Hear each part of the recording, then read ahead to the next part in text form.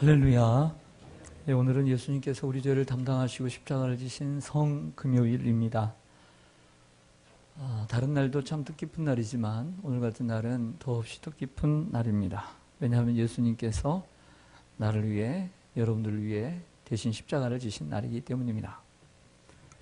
그 고난이 너무나 크시기에 우리는 그분께 감사하지 않을 수가 없습니다. 우리는 한 주간 그 예수님의 고난에 동참하면서 새벽을 깨어왔습니다. 그리고 말씀을 전해왔습니다. 예수님의 십자가가 어떤 의미이고, 그리고 예수님을 따른다는 것, 예수님의 제자가 된다는 것, 그리고 예수님의 십자가를 지고 따른다는 것이 무엇인가에 대해서 여러 번에 걸쳐서 말씀을 드렸습니다. 혹 못 들으신 분들은 홈페이지 영상을 통해서 꼭 보시기를 바랍니다. 오늘은 로마의 감옥에 갇혀있던 사도 바울이 쓴 이 빌립보서를 통해 우리에게 주시는 예수님의 마음을 한번 생각해 보고자 합니다. 오늘 너무나 잘 아는 빌립보서 2장 5절에서 11절 말씀인데요. 그래도 우리가 다시 한번 생각해 보기를 원하는데, 예수님의 마음은 어떤 마음인가? 예수님의 마음은 비우는 마음입니다. 따라서 하겠습니다. 비우는 마음. 5절부터 7절을 다시 한번 보겠습니다. 5절부터 7절을 보시면, 너희 안에 이 마음을 품으라 그랬습니다. 이 마음, 그 마음은 곧 그리스도 예수의 마음입니다. 그는 근본 하나님의 본체시나 하나님과 동등됨을 취할 것으로 여기지 아니하시고, 그는 하나님이셨습니다. 하나님의 본체신데 하나님과 동등됨을 취할 것으로 여기지 아니하시고 오히려 자기를 어떻게 해요? 비워 종의 형체를 가지사 사람들과 같이 되셨고 라고 했습니다. 예수님은 자기 자신을 비우는 마음을 가졌습니다. 비움이라는 단어는 자신의 권리를 내려놓는 것을 의미합니다. 내가 가지고 있는 권력, 권리, 힘, 파워, 그리고 내가 가지고 있는 자리, 위치, 그 직함 내려놓는 것입니다. 예수님은 가지고 계시는 권력과 그리고 권리와 그리고 자신의 자리, 근본 하나님의 본체신데 그것을 다 내려놓으셨습니다. 비우셨습니다. 창조주이신 그분이 피조물인 인간의 모습으로 종의 형체를 가지고 사람들과 같이 되셨습니다. 아무것도 없는 사람이 자기를 비우는 것은 쉽습니다. 아무것도 없기 때문입니다. 그러나 사람들 중에도 뭔가를 좀 가지고 있던 사람이 자신을 비운다는 것은 어려운 일입니다. 좀 국회의원 오늘 마지막 접수를 받고 이제 선거운동이 시작이 되겠죠. 국회의원의 권력이 하도 세다 보니까 서로 국회의원이 되려고 합니다. 그 권력을 내놓는다는 건 대단히 어려운 것이거든요. 그래서 공천을 받지 못해서 분해하는 사람도 있는 것입니다. 권력을 가진 사람이 자신을 비운다는 것은 쉽지 않습니다. 그 권력을 내려놓고 서민으로 간다는 것도 큰 결단이 필요합니다. 또 자신의 위치를 떠나 낮은 곳으로 간다는 것은 쉽지 않습니다. 오늘도 어떤 집사님과 얘기를 나눴습니다. 그러면서 하시는 말씀이 새로운 직장을 준비하고 있는데 이제는 항상 큰 소리를 치고 그 사람들을 지도하고 그리고 지휘하며 이끄는 자리에서 이제는 매사에 섬겨야 되는 일을 해야 한다는 것이 마음에 두렵다는 것입니다. 부담이 온다는 것입니다. 직장 현장에서 많은 부하 직원들을 부리고 이끌기만 했는데 이제는 남은 생애를 위해서 전업을 하고 그리고 그 전업의 내용을 보면 항상 섬겨야 되는 그러한 직장의 내용입니다. 힘들다는 거예요. 마음에 부담이 있다는 거예요.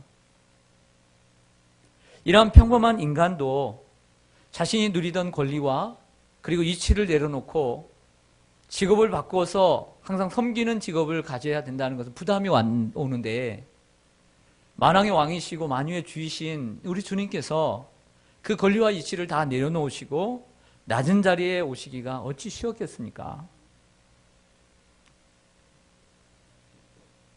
예수님을 믿으면서 자꾸 욕심을 부리는 사람들이 되어서는 안 됩니다. 예수님을 제대로 믿으면 믿는 사람은 비우는 사람이 되어야 합니다. 자꾸 예수님은 잘 믿는 것 같은데 욕심이 가득 찹니다. 그 사람은 예수를 잘못 믿는 것입니다. 예수를 믿는 사람은 소유하는 사람이 아니라 나누는 사람입니다. 주님을 위해서 베푸는 사람입니다. 하나님의 나라를 위해서 베푸는 사람인데 항상 쥐는 사람들이 있습니다. 잘못 예수를 믿는 것입니다.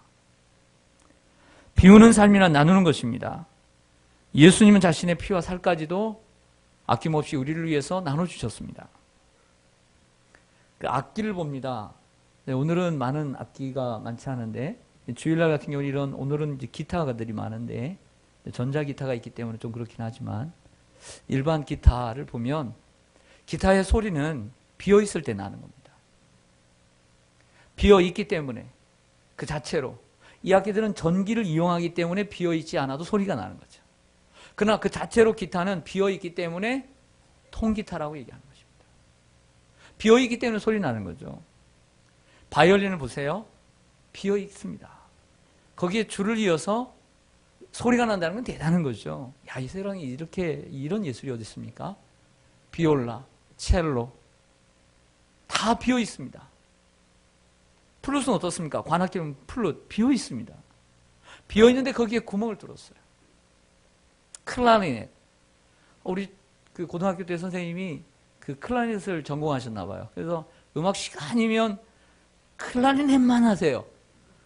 좀 더 음악을 배우고 싶은데 혼자 자랑을 하는 거야. 그래서 맨날 하는 게 뭐더라? 뭐 봄처녀, 아름답다 봄처녀, 뭐 이런 거. 네. 다 비어 있습니다.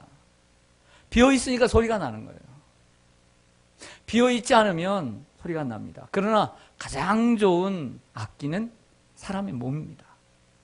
사람의 몸만큼 좋은 악기가 없어요. 근데 이 사람의 몸도 저는 전문가는 아니지만 지휘하시는 분이나 노래를 인도하시는 분들 보면 그런 얘기를 많이 하세요. 목으로 소리 내지 말라는 거예요. 목으로 소리 내면 듣기 싫은 소리가 나요. 우리의 몸을 통으로 만들어라는 거예요. 통으로. 비게 만들어라는 거죠. 배도 비워야 돼요. 비워야만이 좋은 소리가 나오고 배에서 소리가 나와야 돼요. 목 자체도 비워야 돼요. 코도 머리도 그럴 때 아름다운 소리가 나는 것이지 비우지 않으면 좋은 소리가 나오지 못합니다. 사랑하는 여러분, 비어있지 않은 사람은 좋은 소리가 나오지 않는다. 이 말은 노래를 할 때만이 사용되는 말이 아니라 그 사람들의 말에 입에서 나오는 소리들을 보면 그것이 정말 채워서 나오는 소리인지 비어서 나오는 소리인지 알 수 있다는 것이죠. 예수님의 마음을 배우라, 품으라 하였습니다. 그 예수님의 마음은 비우는 마음입니다. 참 어렵습니다. 우리도 내려놓기 힘듭니다. 그런데 모든 것을 가지신 예수님께서 내려놓았다는 것은 이것은 혁명이에요. 혁명. 혁명입니다. 이렇게 다 비우신 주님, 그분을 본받으라고 말하고 있습니다. 그런 우리가 되기를 간절히 소망합니다. 예수님의 마음은 낮추는 마음입니다. 따라하겠습니다. 낮추는 마음. 오늘 8절을 같이 한번 읽겠습니다. 8절 시작. 사람의 모양으로 나타나사 자기를 낮추시고 죽기까지 복종하셨으니 그 십자가에 죽으심이라. 아멘. 사람의 모양으로 나타나서 자기를 뭐 하시고요? 낮추시고 그랬습니다. 낮추시고. 예수님의 마음은, 예수님의 삶은 낮추는 삶이었습니다. 낮추는 마음은 한마디로 겸손한 마음입니다. 겸손한 마음은 어떤 마음일까요? 사도 바울은 골로새서뿐만 아니라 쌍둥이 서신인 에베소서에서도 말씀했는데 같은 장이니까 보겠습니다. 같은 장 2장 1절부터 보시겠습니다. 그러므로 그리스도 안에 무슨 권면이나 사랑의 무슨 위로나 성령의 무슨 교제나 긍휼이나 자비가 있거든 마음을 같이하여 같은 사랑을 가지고 뜻을 합하며 한 마음을 품어 아무 일에든지 다툼이나 허영으로 하지 말고 오직 어떤 마음으로? 겸손한 마음으로 각각 자기보다 남을 어떻게 여기고? 낮게 여기고. 시옷입니다. 지읒은 낮게 보라는 거고 시옷은 높게 여기라는 것입니다. 겸손한 마음을 가져서 자기보다 남을 낮게 여기라 라고 말하고 있습니다. 겸손한 마음이란 이처럼 남을 높이는 마음입니다. 예수님은 하나님의 본체시고 하나님이신데 피조물인 우리 인간을 높여주셨습니다. 고개를 숙이면 사람들과 부딪히지 않습니다. 낮은 데 처하면 사람과 부딪히지 않습니다. 높은 산에 오르면 산소가 많을까요? 희박해질까요? 높은 산에 오르면 희박해지죠. 숨을 쉬기가 쉽지 않습니다. 그러나 산 아래로 내려오면 어떻습니까? 편안합니다. 낮아지면 편안합니다. 높아지려고 하면 불편합니다. 높아지려고 하면 싸웁니다. 높아지려고 하면 갈등을 하고요. 그 자리에 오르려고 싸우게 됩니다. 낮아져야 합니다. 낮추는 마음에는 쉼이 있고 여유가 있고 그리고 위트가 있습니다. 사람이 왜 교만해질까요? 사람이 왜 교만해질까요? 사람이 교만해지는 이유 가운데 여러 가지가 있지만 자기가 좀 잘한다고 싶으면 교만해집니다. 신앙생활을 하는 분들이 있습니다. 신앙생활을 하는 분들 한번 생각해 보시죠. 어떤 분은 이제 등록을 했어요. 작년 올해 등록을 했습니다. 제가 지난주부터 공부를 이제 세 가지 영역권 공부를 했어요. 한 15번 같이 공부하는데 5년, 10년 된 분 계시다고 생각해 봅시다. 20년, 30년 됐어요. 여러분 누가 교만할 것 같아요? 1번 초신자, 2번 5년, 3번 10년, 4번 20년, 5번 30년. 몇 번일 것 같아요? 네, 1번이라고 생각하십니까? 1번? 1번 절대 아닙니다. 맞습니다. 1번은 교만할 수 없습니다.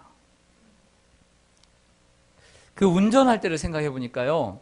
처음 운전할 때는 정말 두렵더라고요. 어느 교회 갔더니 카센터 하시는 집사님이 중고차를 하나 주셔가지고 운전을 시작을 했어요.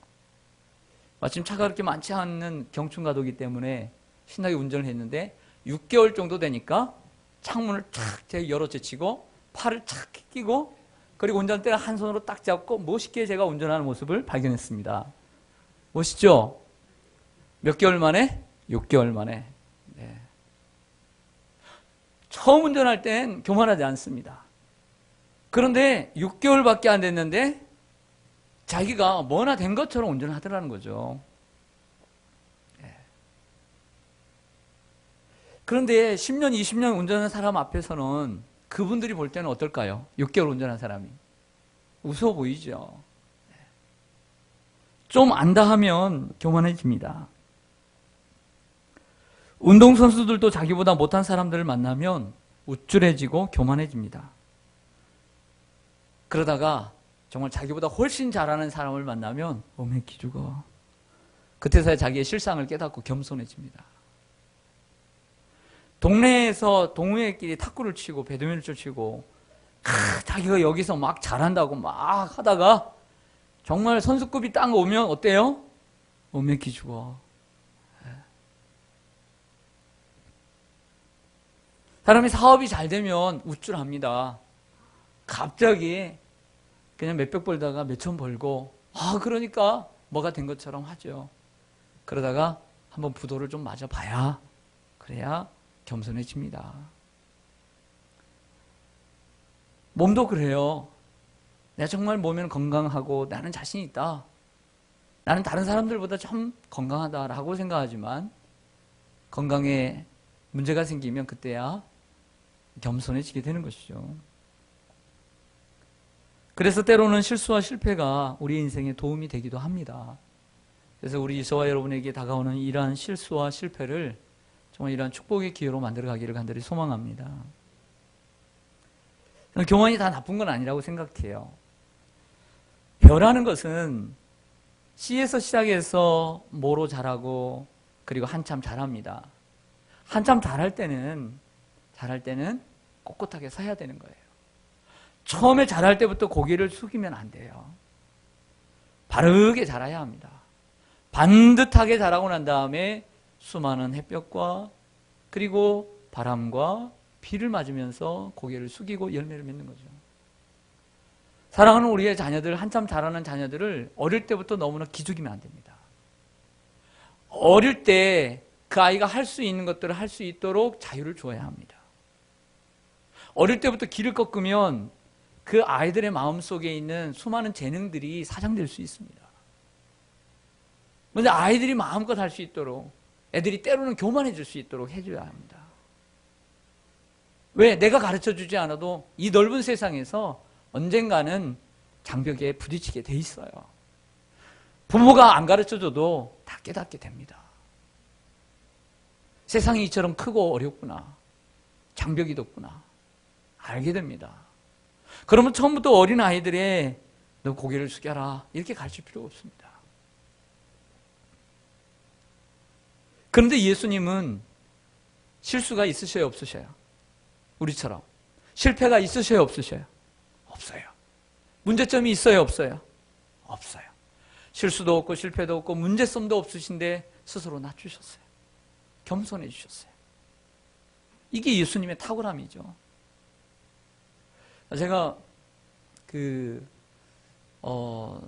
오래간만에 지난주 토요일인가 애들을 데리고 오래간만에 이제 운동을 하러 갔습니다. 석수공원에. 그래서 셋이서 갔는데 이제 배드민턴을 이렇게 치는데 정말 오래간만에 갔어요. 애들도 별 시간도 없고요. 그래서 잠깐 치고 있는데 한 부부가 들어왔어요, 코트에. 그때 사람들도 별로 없고 그래서 한 60대 정도 되시는 가까이 되시는 부부가 들어왔어요. 그런데 이제 그 여자분은 치러 온 것 같은데 치지 않고 좀 남편과 좀 쳐줬으면 하더라고요. 그래서 저와 막내하고 팀을 먹고 그리고 큰애와 그 선생님과 팀을 먹고 게임을 했어요. 근데 치는 걸 보니까 제가 잘하거든요. 제가 잘해요. 보니까 제 밑에예요. 그리고 이기고 싶은데 이게 파트너가 좀 받쳐줘야 되는데 네. 그런데 제가 깨달은 게 뭐냐면 제가 목사예요. 또 목사이기 전에 사람으로서 제가 많이 뉘우친 게 있어요. 그게 뭐냐면 나중에 한참을 게임을 하고 난 다음에 그 남자분이 우리 큰애하고 얘기를 잠깐 하게 됐어요. 게임이 끝나고 난 다음에 하는데 나중에 들려주는 거예요. 큰애가 우리 중학교 때 선생님이야. 담임 선생님은 아니었기 때문에 잘 몰라봤지만 조나단 이름이 특이하잖아요. 이름을 아는 거예요. 그래서 이 금천구에서 다 다니셨어요. 지금은 안천에 있는데 문성중학교의 선생님이셨다는 거예요. 기억을 하고 있어요. 그 3학년 때 담임 선생님이 자기 대학 2년 선배를 하는 거예요. 얼마나 뜨끔하던지. 저도 모르게 사람을 외모로 봤던 거예요. 저도 모르게 사람을 외모로 보고 조금 무시하는 마음이 있었어요. 그냥 허름하고 나이 많고 나보다 못 치고 그래서 끝나고 난 다음에 제가 돌아오면서 마음 많이 뉘쳤어요. 그래서 사람을 외모로 취하지 말라고 그렇게 했는데 제가 함부로 사람을 외모로 보았던 것을 회개했어요. 그래서 조심하려고 합니다. 하나님, 내가 우리 동네에서 누구를 만나든 하나님, 나도 늙어갈 것이고 어떤 할머니 어떤 할아버지를 만나더라도 하나님 무시하는 마음 없게 해주시고 정중하게 대할 수 있는 마음을 주시옵소서. 참 부끄러운 고백입니다. 제가 목사로서. 여러분, 낮아지는 마음이 무엇입니까? 예수님의 마음을 품고 산다는 것은 무엇입니까? 바로 이런 마음이 아닐까요? 사람을 외모로 판단을 하고 점수를 매기고 그러면 나보다 약하고 나보다 못하면 무시하고 갑질하고 그런 것일까요? 아니잖아요. 예수님의 마음이란 정말 주님이 그렇게 하셨던 것처럼 낮아지는 마음이라고 믿습니다. 당연히 교회 안에서도 여러분들이 행해야 될 것은 그분이 집 있고 돈 있고 그분이 많이 배우고 뭐 있더라. 그 사람이 이렇다. 그럼 그 사람은 존경하게 대하고 그 사람 없고 그렇더라. 그럼 그 사람 낮게 보고 그럼 되겠느냐인 거죠. 교회 안에서 우리가 취해야 될 태도가 어떠한 태도인가를 우리에게 보여주고 있다고 믿습니다. 셋째로 예수님의 마음은 순종하는 마음입니다. 다시 한번 8절을 보시겠습니다. 사람의 모양으로 나타나서 자기를 낮추시고 죽기까지 뭐 하셨으니? 복종하셨으니 고 십자가에 죽으심이라. 아멘. 여러분, 성경에서 가장 귀히 여기는 마음은 뭐 비우는 마음, 낮추는 마음 아니에요. 성경에서 가장 존귀하게 여기는, 하나님께서 존귀하게 여기는 마음은 순종하는 마음이에요. 할렐루야. 인류의 비극은 아담과 하와라고 하는 사람의 불순종으로 인해서 온 거예요. 그러나 마지막 아담인 예수 그리스도의 한 사람의 순종으로 말미암아 온 인류에게 생명이 이른 줄로 믿습니다. 그 예수 그리스도를 통해서 십자가의 길을 통해 축복의 길을, 의의 길, 생명의 길이 열렸습니다.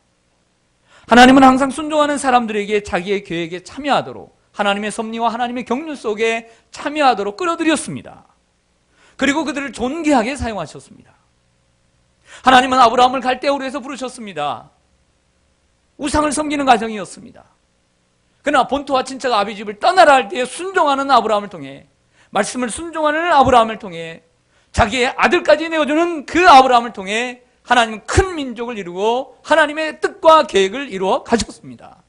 할렐루야. 반면에 하나님은 사울의 불순종에 경노하시며 왕위를 폐하셨습니다.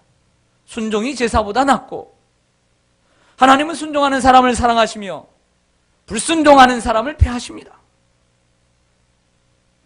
순종하고 복종하는 마음은 종의 마음입니다. 종이 될 때만이 순종할 수 있습니다. 그러나 종이 아니더라도, 직원이 아니더라도 아들로서 순종하고 딸로서 순종하면 이보다 더 아름다운 일이 있겠습니까? 누가 아름다운 사람입니까? 아름다운 얼굴을 가지고 있는, 그 레드카펫을 매일매일 밟고 있는, 그리고 많은 사람의 그 네이버나 다음에 포털 사이트에 항상 메인 페이지를 적시는 그 멋지고 아름다운 사람이 아름다운 사람일까요? 많이 배운 사람일까요? 정치인일까요? 아닙니다. 마음이 아름다운 사람입니다. 마음이 아름다운 사람이 진정 아름다운 사람입니다. 사람의 마음은 정원과 같다고 합니다. 즉, 정원은 매일 가꿔야 됩니다. 지속적으로 돌보아야 됩니다. 저번에 어디에 옛날에 식당이 있어서 거기 갔더니 식당에 앞에 문 앞이 풀이 무성해요. 문이 잠겨져 있어요. 가게 문을 닫았더라고요. 주인이 없고 돌보지 않으니까 풀이 무성한 거예요, 입구에. 여러분, 신앙생활 한다고 우리의 마음의 정원이, 주님이 들어올 수 있는 우리의 마음의 현관이 항상 레드카펫이 깔려 있는 건 아니에요. 이러한 특세를 통해서, 이러한 봉의를 통해, 예수님의 십자가 부활에 참여하는 이러한 시간을 통해 우리들의 마음의 정원을 좀 가꿔야 합니다. 항상 채우려고 했던 우리들의 마음을 예수님을 통해 좀 비우는 마음으로, 항상 나보다 남을 높여주지 못하고 깔보고 아래로 보고 했던 우리의 마음, 언젠가 나도 모르게 올라왔던 나의 마음을 밟아 누르고 겸손한 마음으로 주님 앞에 나가야 합니다.